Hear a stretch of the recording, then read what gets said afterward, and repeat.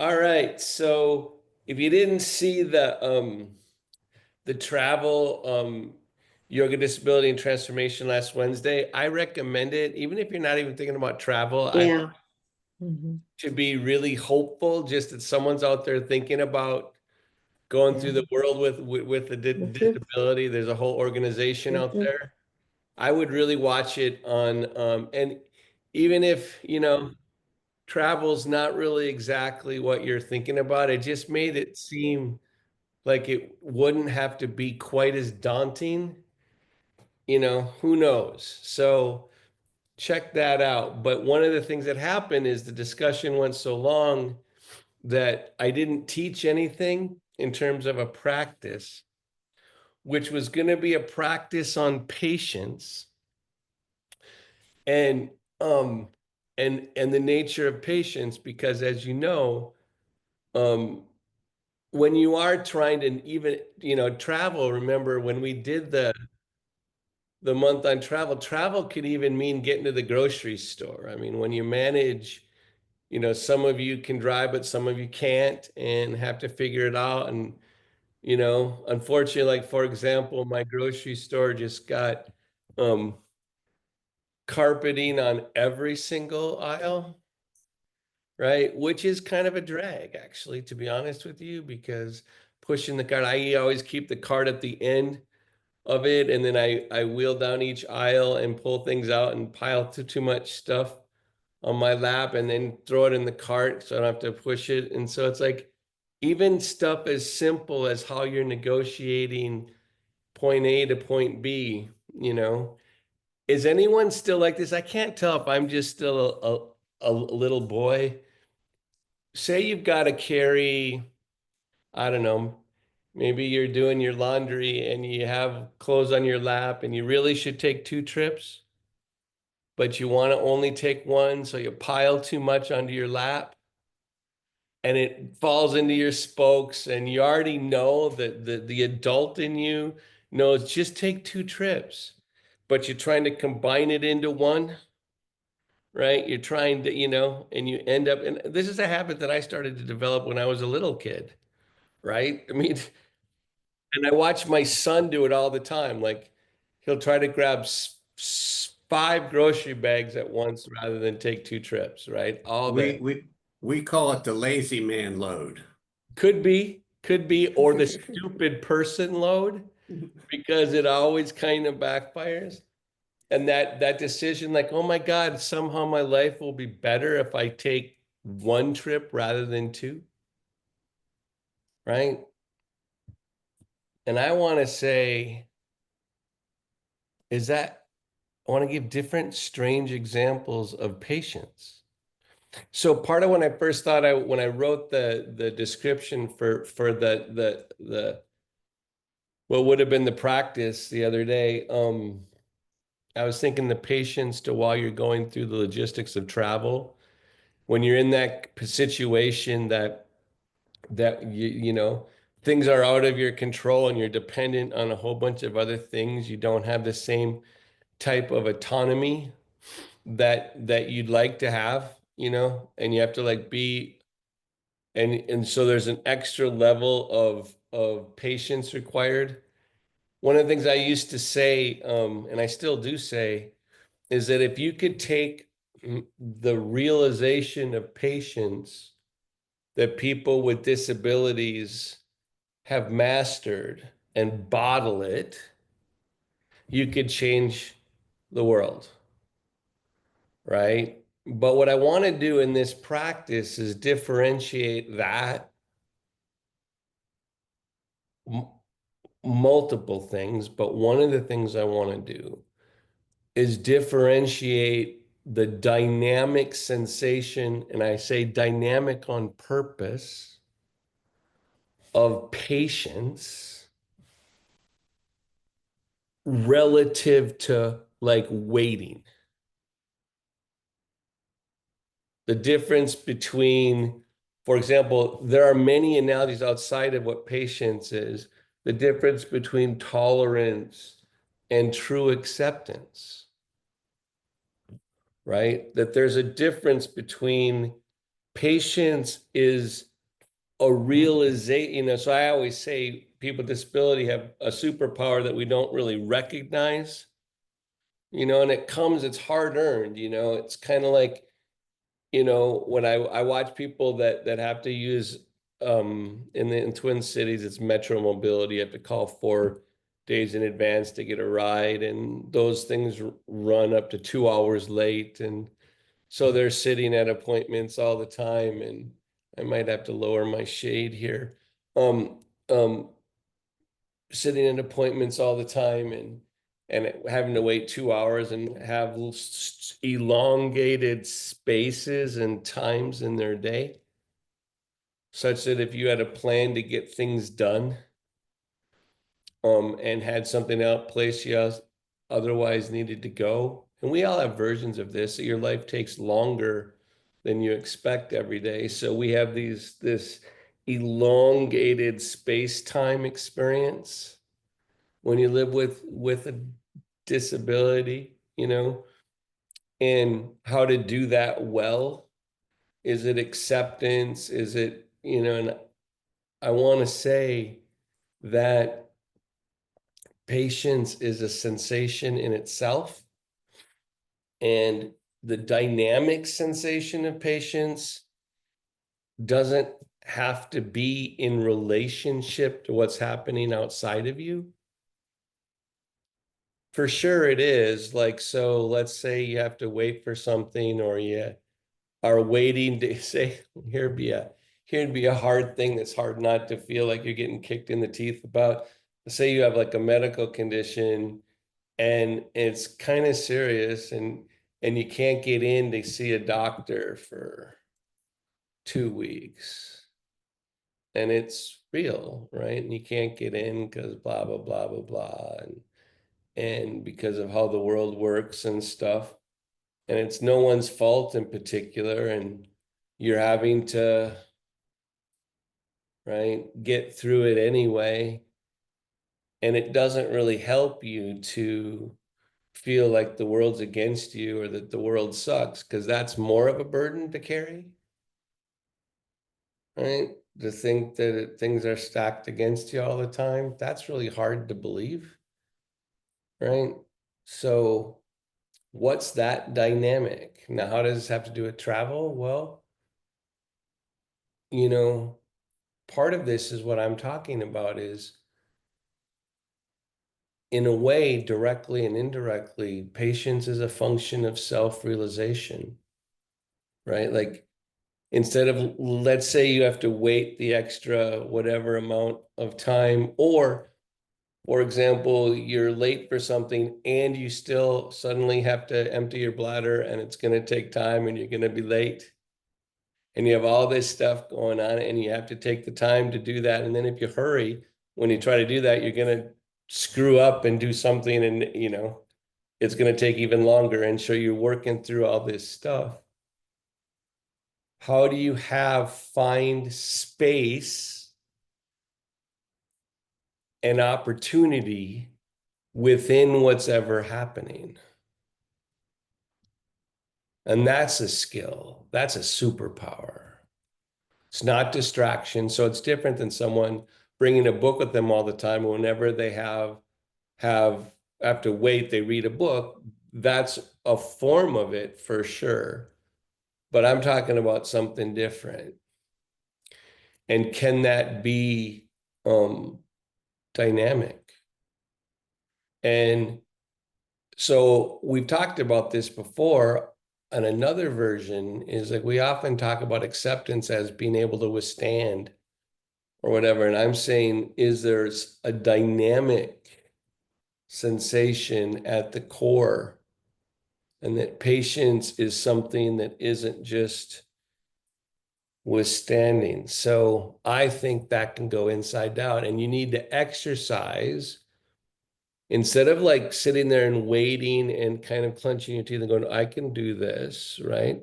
Is there a way to have already claimed the space and the texture and the expansiveness, practice it, so when it's demanded by something external, you actually have it as a form of strength, dynamic strength. So, as you know, I believe there's an energy source that you're trying to tap into when you center. Sit up straight and tall. That within, first, before you do, soften the inside of your mouth, kind of let the exhale, let the, as you kind of let go, at first you have to fall through the places that hurt more and the places that are like, oh my God, the things you're withstanding in your own body, right? But you're getting to that place, right? And to trust that you can influence the things that you can't fully change.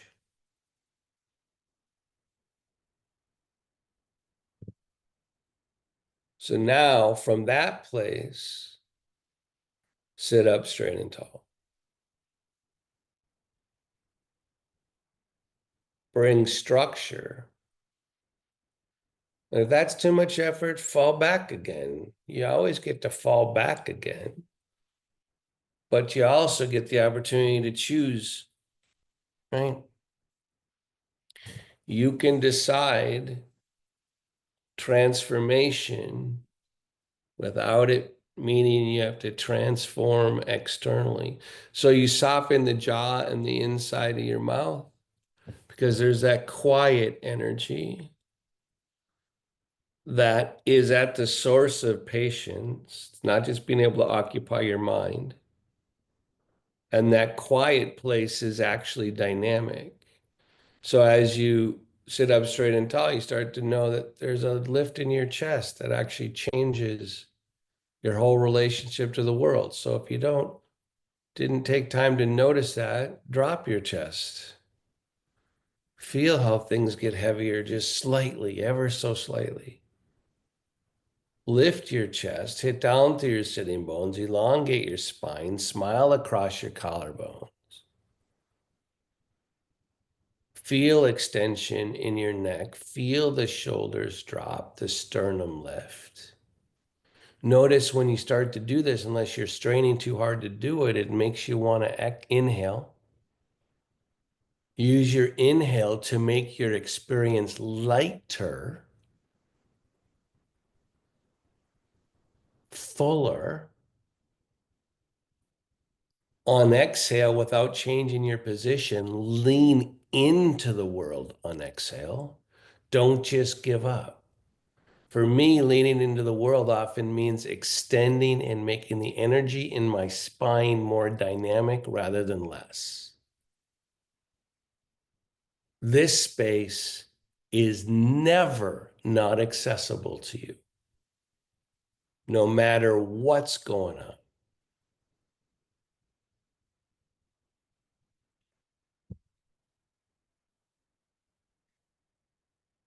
The empty space in you, the quiet in you, is a resource, a fountain. It's not just a ceasing. This is one of the paradoxes of human consciousness. When the mind misses it, it waits for you in your body. Your spine is dynamic in the room you're in.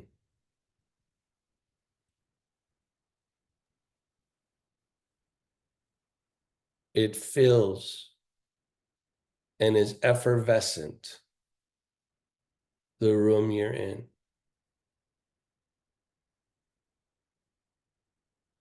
Feel the empty space in each joint. Ankles, knees, hips, shoulders, elbows, wrists.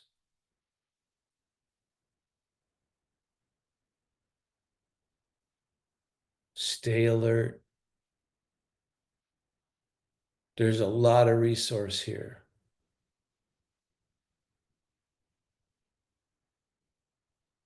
Let go of your day. Prepare your mind to do asana.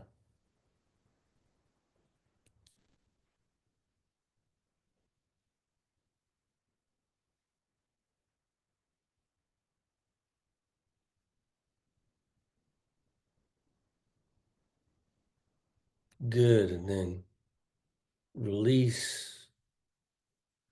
Lift your sternum up towards your chin down and over your sternum. Micro changes, transformative results.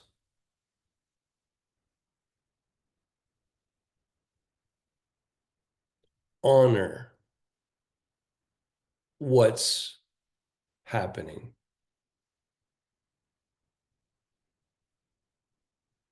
Good. And then open your eyes, release.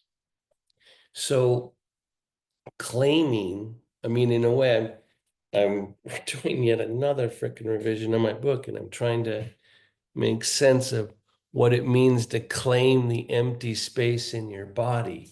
Because remember, you don't just want to take your quiet and like deaden into it. You want to spread your quiet into patience, into strength. I hope you got the way I was describing patience. It's a profound form of strength, right? You want to be able to spread it. Now, asana is going to be teaching you stuff like that, how to integrate the effort. Most of us are moving our bodies and using just our mind to lead the effort, to be in charge, and you're leaving a whole bunch of your resource on the table, right? So you want to take that quiet and learn to be able to expand it, right? Now I'll tell you like things like the subtle body, these are always me stringing beads of what I've been saying. The subtle body disguises itself as relief. But you've got to, in order, one of the reasons why we move and start to move around a little bit, right, is to spread the quiet. Don't just think you're loosening your muscles. You're actually trying to wake up. You're trying to go, wait, this thing that the quiet can trick the mind into thinking that it's static. It's never been static, right? It actually, our bodies take this stuff and move it into action, right? So, what I tried to do there was this is just my weird thing. I just knows what I was doing. I took it, I brought my hands from the outside into my midline, went through it, and went back out. So I was just without even knowing what I was doing when I was describing stuff, was actually here's the mind hangs out on the outer edges. I was like bringing it in through the midline out through my spine. And when I do that, I start to feel it out through my spine and then opening it back out. Right. So then that was just what I was doing, just because that's what I was doing. Right. But like the idea that there's a part of me, so your mind is without practice, your mind is almost exclusively outward facing. So the mind's form of patience is actually going to be from outside to in. So it's going to look like will, it's going to look like acceptance, it's going to look like a whole bunch of things. And it's not going to be as much coming through the midline and through and out. So now that I've got this pattern in me, I'm going to take my legs wide and let the change in my legs and just the positioning of my legs actually be a vehicle for my spine to express. Right now, if I take my legs just a little bit wider, I'm taking them off the pedals, right? When I sit back here, I can't, when I sit behind the gravity point, remember, I'm trying to take the quiet part of my strength and make it dynamic, right? And the patience to take the quiet, it takes patience to take the quiet into action, right? So I'm leaning back. So I'm going to lean forward and change the connection to the floor.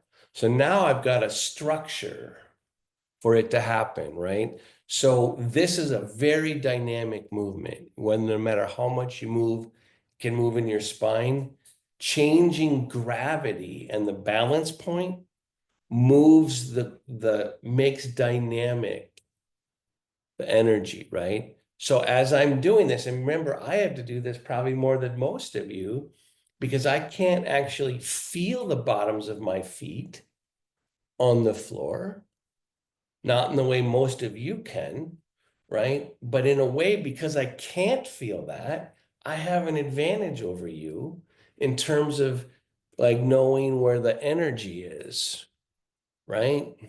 Your mind, because it can feel so much, thinks it controls stuff, right? Movements of gravity are actually really dynamic, right? So I'm moving forward and back, watching the weight shift, letting my spine be dynamic down to my legs and let it follow gravity. If your patience is taking effort, you're not really practicing patience, not the dynamic part of patience. So now we're going side to side a little bit, stuff we always do. So now I'm putting one hand on my thigh, my forearm on my leg.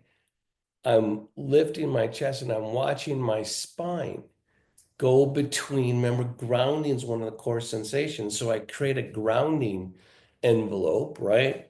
Hand on my thigh, forearm, and I move my spine and I'm watching stuff, watching energy that I almost never feel when I'm sitting, which is between my femur bone and my spine, which by the way is the life chakra, right? And I'm making sure I connect with it and help it feel dynamic. And I'm going to go the other way, right? I'm going to push down, lift up, and we're doing the same things we always do. So now, because I'm a yogi and I've done a lot of freaking yoga, I can actually ask myself, what can I do to make this slightly more dynamic, right? Because remember, I'm trying to make the quiet dynamic and my patience be a dynamic sensation. So I'm going to go the first way. And wouldn't it be if someone were to come up behind you, well, and give your spine, your tailbone just a little bit of a push forward, little fist pump. So go this way. Let your tailbone get a little bit of a fist pump, which is kind of a jump, right? At the very core, right? And then just because I like the whole idea of it, I'm going to take this hand and I'm going to put it behind on my tailbone. And I'm going to fist pump my own tailbone as I'm leaning off to the side and going like, oh my God, and then I'm going to do it a few times because it's like, wait, shit, there's an energy I don't let into my body very often.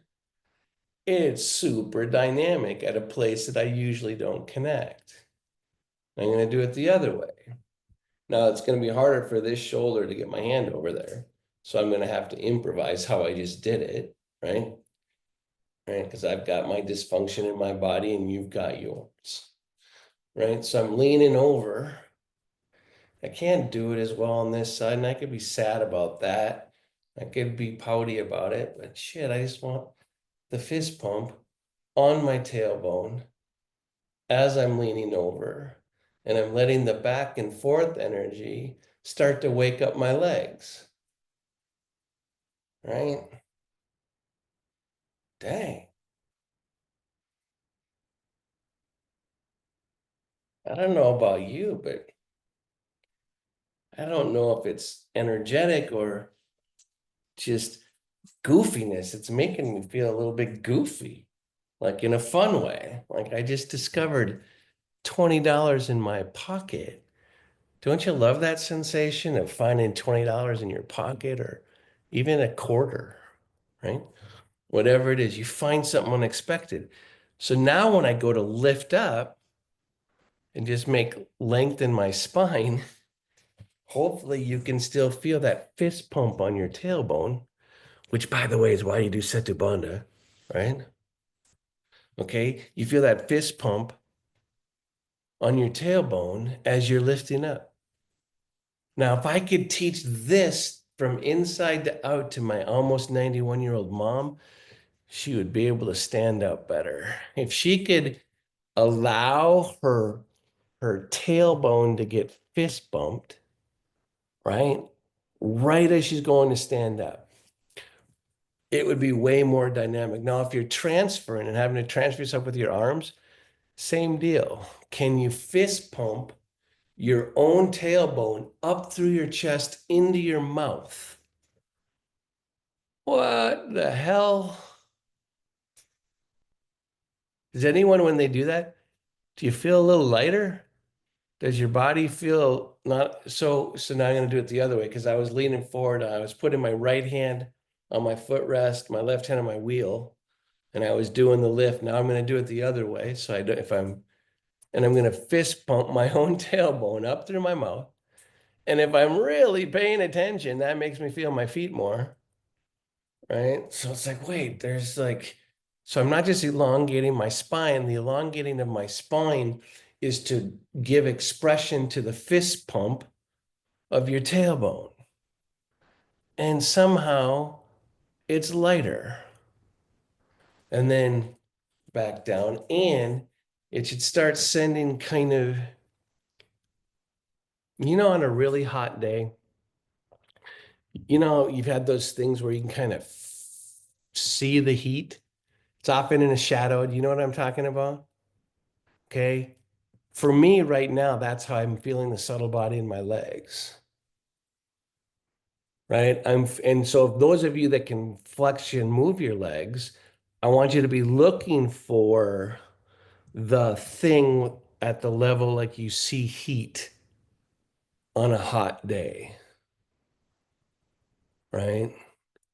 And now, like I've got my elbows on the table, right? And I'm feeling that level of action. And now I'm pushing down on my elbows and I'm lifting my tailbone up through my chest,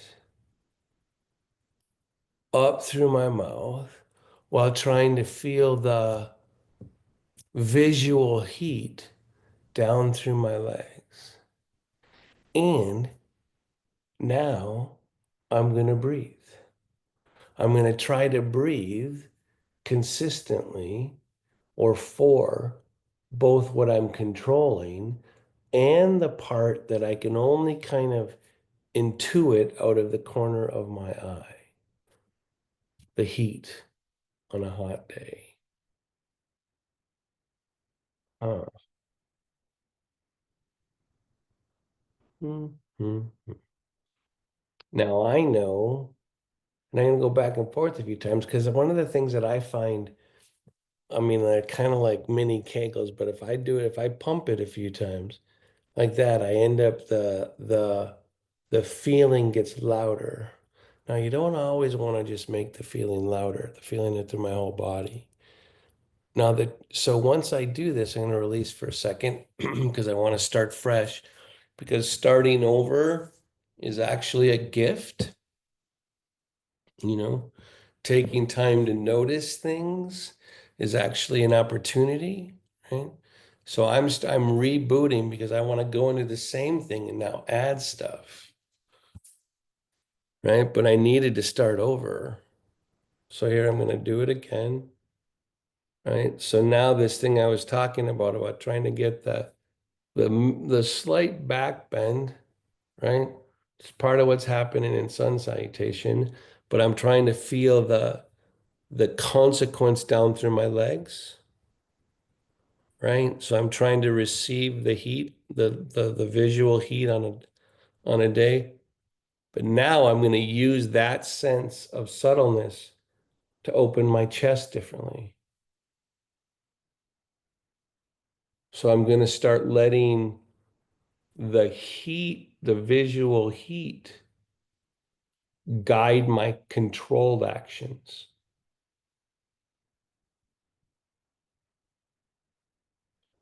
Now I can tell you, if you try, like if you want to screw it up, and I don't want you to screw it up, I'll screw up my own pose, right? If I do that and I'm trying to stay and I overdo the inner edge of my shoulder blades, if I make it too physical and too willful, right?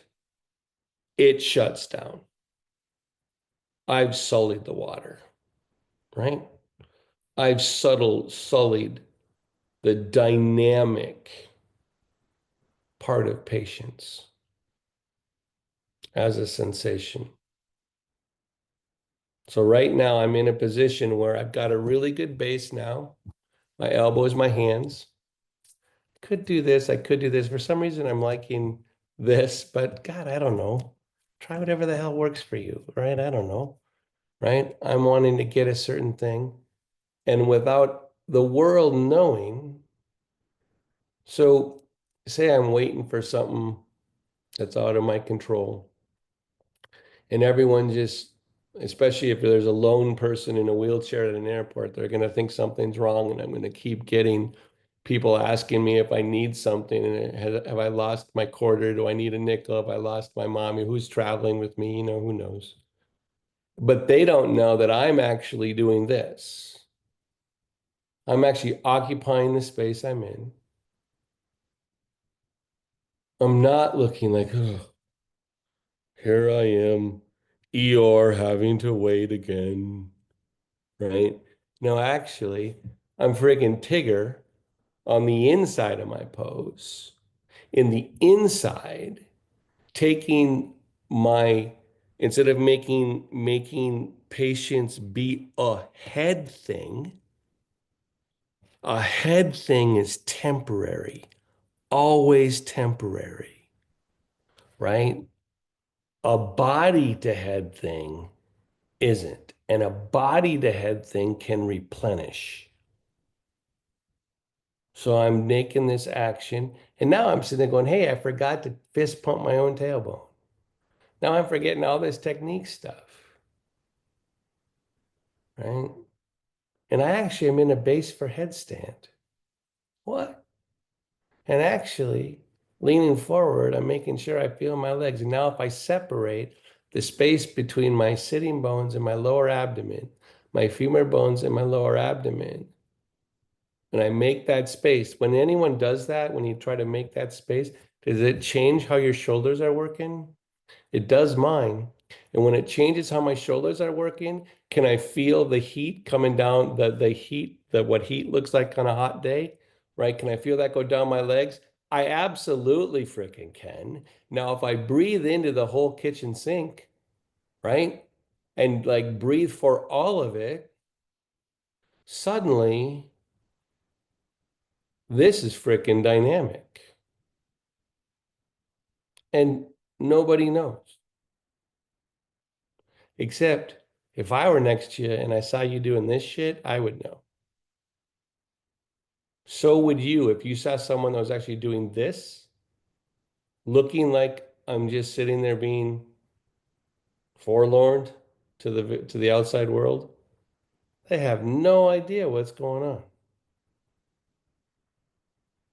Good, and then release.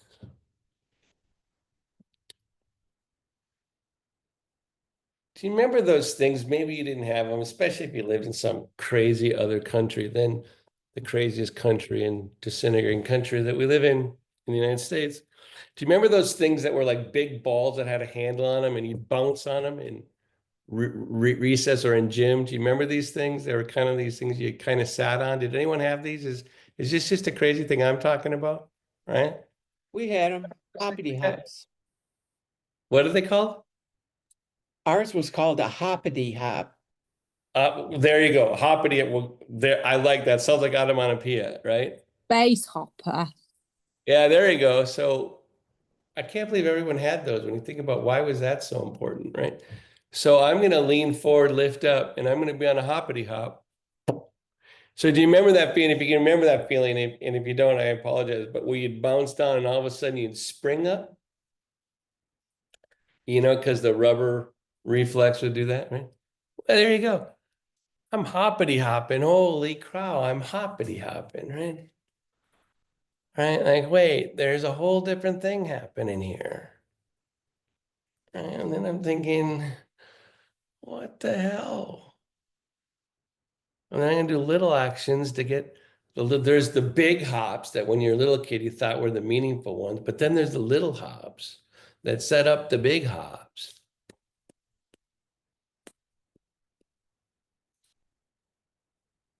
Right?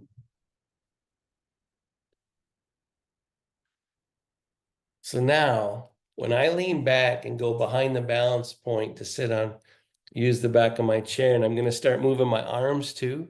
Now, take up space, right? Now, I don't want you to do this like a stupid person that didn't do yoga, but I'm gonna take my arms wide and not even think about, as if my shoulders aren't connected to my midline and I'm behind the balance point. And it's like, that's not hoppity hop, right? That's like just how my mind engages my body without being very aware, right? Without actually knowing how dynamic the ceasing is, right? So to get it, so I can get some of the hoppity hop, first I'm going to just do it one arm. Because for me, I need more balance than most of you need. But there's nothing wrong with a little bit of extra groundings, So take your hand and grab where it makes sense on your chair, and then go out. Now I'm going to go to here. But now before I take my arm out, I'm going to bring this shoulder blade in towards the midline, catch it on the opposite leg, feel my chest, and then move my hand up, right? Now I'll go back to the way we typically do our bodies, right? And then move your arm. And do you feel your legs when you do that as much? Not nearly as much as when you go to the midline. Find your chest, find the opposite leg, go out, and then you can almost feel your arm move through your legs, right? Like I've talked about that as a shadow, right? And then the strain of the movement is spread out, right? And I'm going to do it on the other side, right? So we're just going to do the quick one. And that's, if you're only doing this a couple times, that's the way to do it, right? But now I'm going to ground on this side. I'm grounding my elbow on my armrest. I know that grounding, and I'm actually grabbing the underside of this leg because my sits bones are unequal, so I have to do different things on different sides. I say stuff like that to you so you're adjusting your poses in the way that your body needs, because I can't see because I'm not in your room with you, right? And then I'm gonna like find the center of my chest, find my sitting bones, and move, go back to the midline with the shoulder blade, and then extend out. And then when I do it this way, I start to feel my hand moving through my whole body, using my whole body as expression to go out through the fingertips, right? So way more of me. Now, you could say and then release that I'm making your mind really engage. In order to feel all that at once, you don't just go from instruction to instruction with your mind.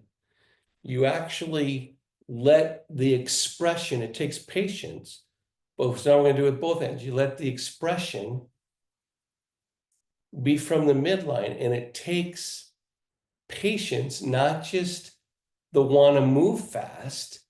It takes patience to bring all of me with the action. Now, I can't move through my day like this for the rest of the day, but I can between 10 and 11 Central Time on Mondays, right? I can do that. So now I'm going to take my legs a little bit apart. So I'm just going to vary the base, because remember, There are poses where your legs stay together. There are poses where your legs go wide. But I already know now in this base, I still want to know that I'm moving from a grounding position. So I'm going to put my hands on my knees. I'm going to remember the space between the junction point, right? In order to find and utilize space in your joints, you have to have a lot of patience, right? But so the junction point between in the hip, right? So I'm going to push back on the knee and push the femur bone, the best deliverer of prana you have, right?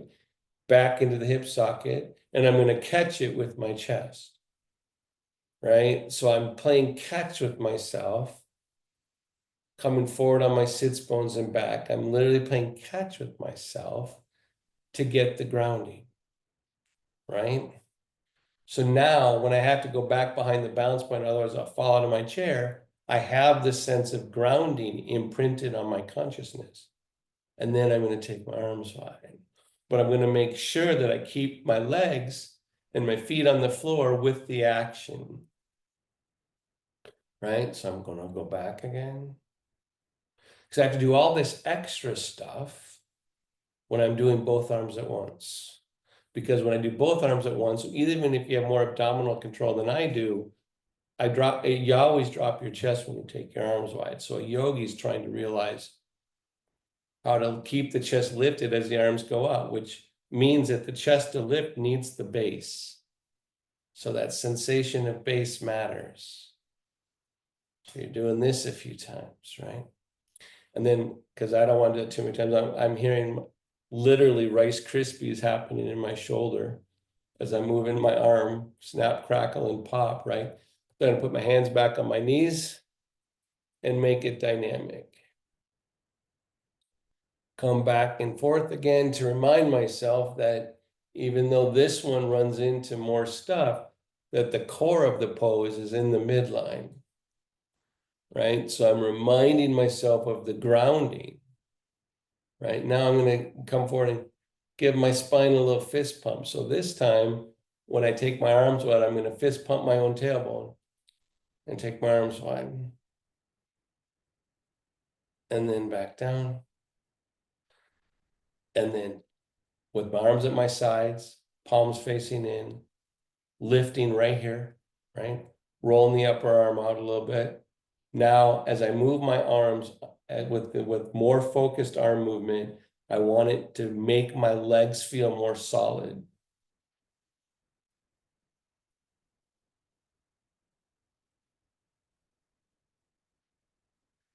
So now if you think about the way instructions work or you practice, and now I'm going to give an extra instruction on that to make it be even a little bit more dynamic between my arms and legs, right? So arms at your sides, I got them kind of out to my sides a little bit. I'm not just resting, I'm not just slumping, I'm not just doing deadened acceptance of the position. I'm lifting my chest, I'm being dynamic. My triceps and upper arm is getting squeezed a little bit, right? So I'm going to hit down through my siblings up. Now I'm going to lengthen from my hip to my armpit and from my hip down to my leg. So I'm going to lengthen and strengthen my side body, extend it out to the top of my head. Can anyone, it's hard, my arms are getting tired, but energy is moving out beyond my fingertips. Because I know how to listen. Because one of the really keys to feel the subtle body is a deep form of patience. Because my mind's feeling all the effort, all the strain. I have to stay focused. And I can't do it just by furrowing my brow. I have to feel to stay focused. Lengthen the side waist, feel the underside of the arms, drop the shoulder blades, lift the sternum, and receive what's happening. Even though the effort and the strain is beginning to really bug on my body, my right elbow, and then back down.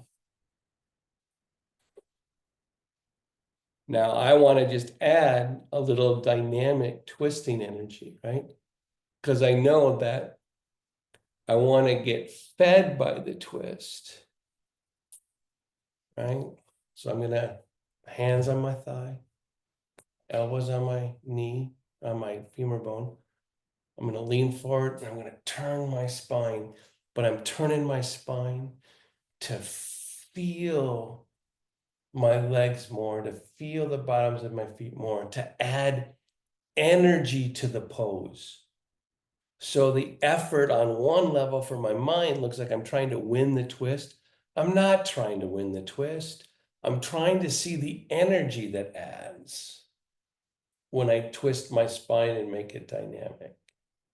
And breathe into what's added by the twist, not just to get farther in the twist. Good, and then release. Gonna go the other way, right? Gonna lean forward. I mean, just gotta see what, yeah. Because it's so different for me from side to side, I have to remember exactly. So I'm gonna like twist to add. Oh God, it's almost a relief, especially with all the movement we we're just doing.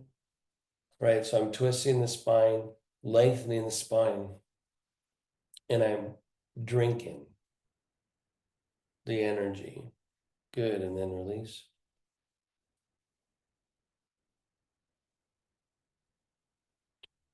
Gonna do this side again, just because I want to for me. So that's why you're doing it again.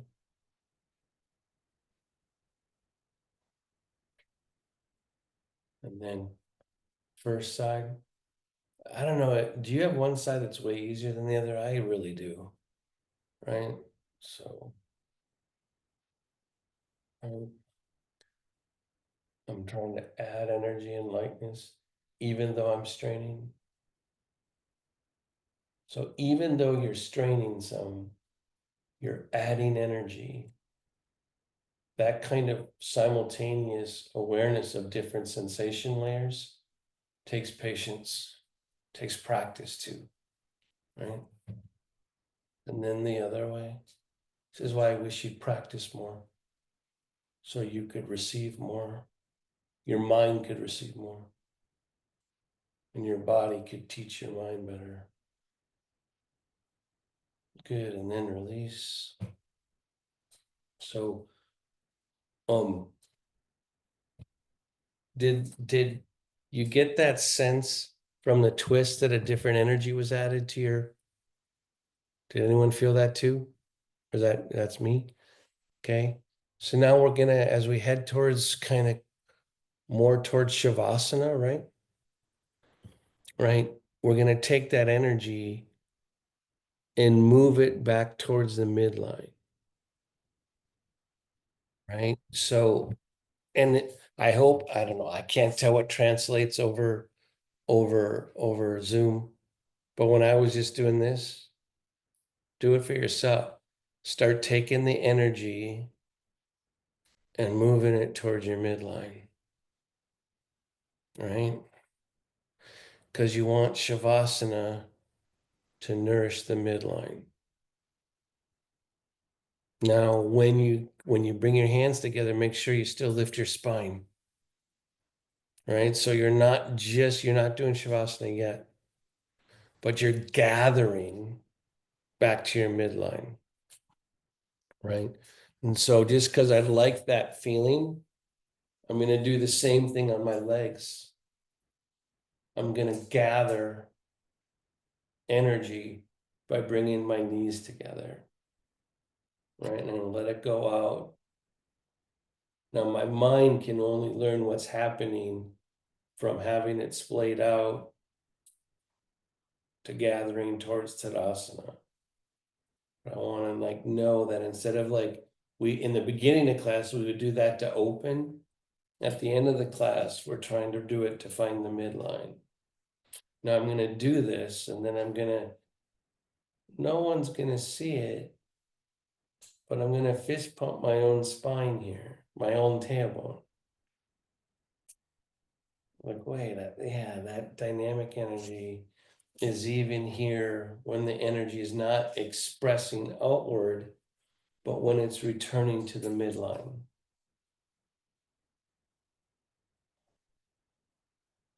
So one of the reasons why we soften the inside of joints in Shavasana is to nourish the midline from outside to in, right?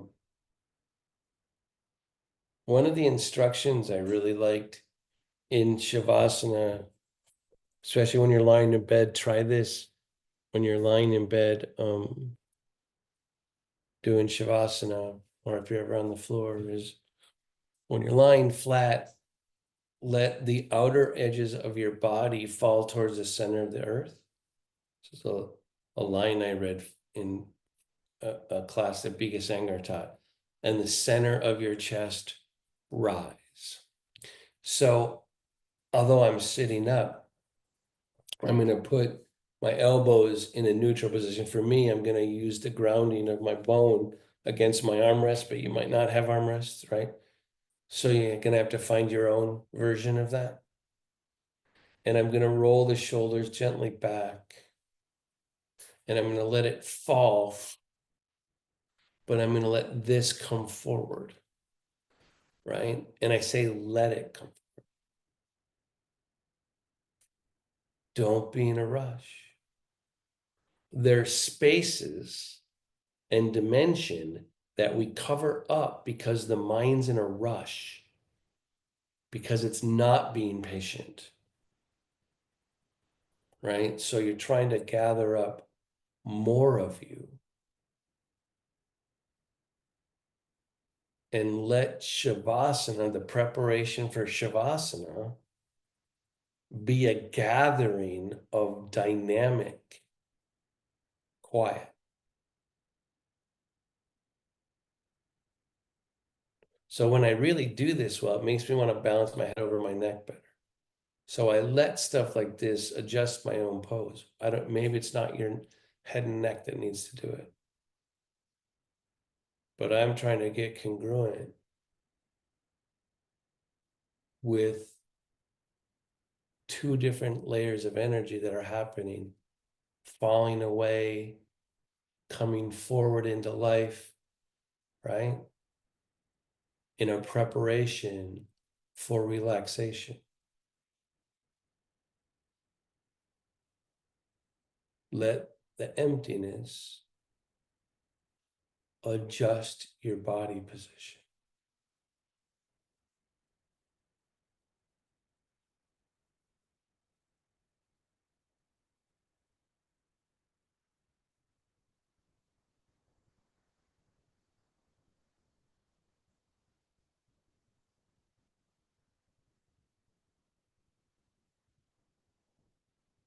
Now release and submit to the support of your chair. Everything goes in Shavasana.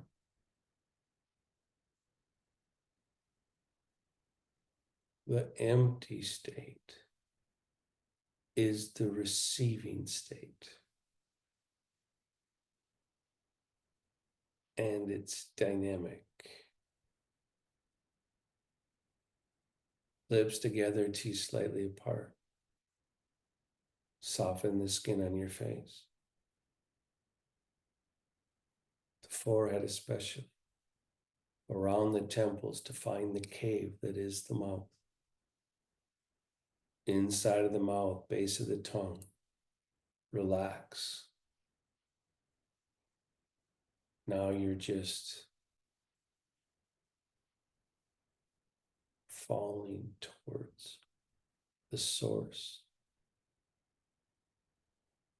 and letting the chair hold you up.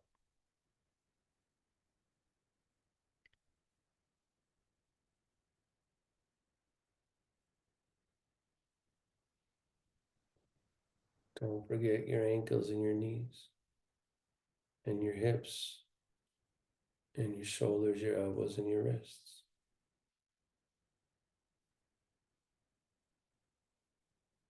Your head's a joint. Your jaw, your temples. Spaciousness.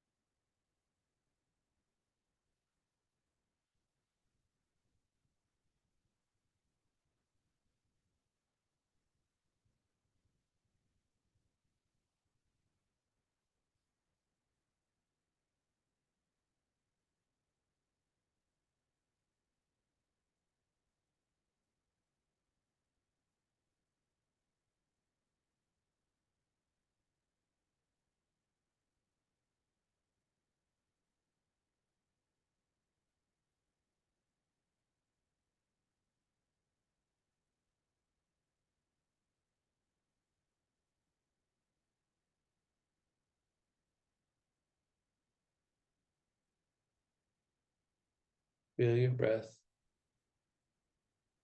Don't change it. Thank your body. Thank it where no one else can hear. Thank it again in that place. No one but you can give that gratitude. Start to bring yourself back. Slightly deeper inhalation. Slightly longer exhalation.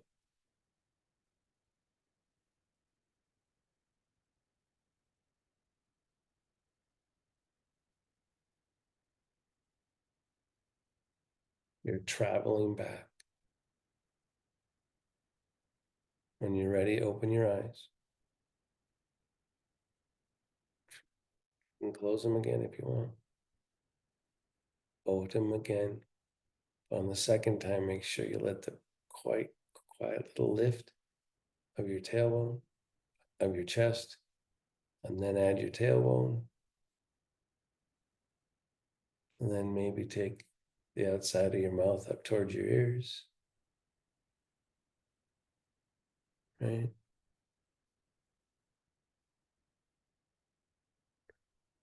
So Shavasana is like a current that moves in every direction.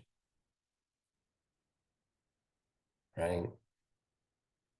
So it's like, that's why it takes support of your chair or of your bed, you know. It's like, so in Shavasana, you're actually working to be congruent with something that's moving in every direction. Bigas Anger says it's the hardest pose that there is, right? To do it really well. It's got a lot of layers to it, right? And so that current is never not here. So like right when we were doing Shavasana, I had a really good Shavasana that time, but it was funny because right when that happened, my neighbor, I think it's a lawn service, but had both the mower turned on and the blower. Anyone know those really irritating sounds? Right? And I had the experience, like it does happen sometimes, where it changed nothing. Right? Because the current I was following, if Shavasana is too mentally led, it's going to interrupt.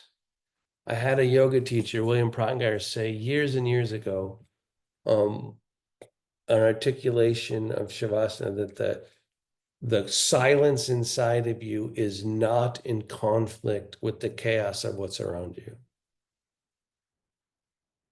They don't actually compete for the same space. I'm adding words now, right? Same with patience. Patience, it's not patience if it's not its full potential for patience if it's in relationship to the world first. It's a sensation first, and it goes deeper than the world. Patience is intolerance. It's really important for a chronic pain sufferer too. There's getting through pain and tolerating pain, and then there's a deeper level of being that is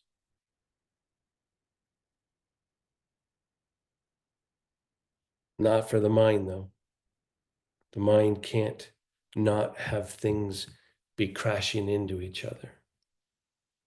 So that's why Patanjali says, learn to slow the oscillations of the mind, because things aren't in conflict there. They are for the mind, though. Thank goodness we have minds. Seriously. But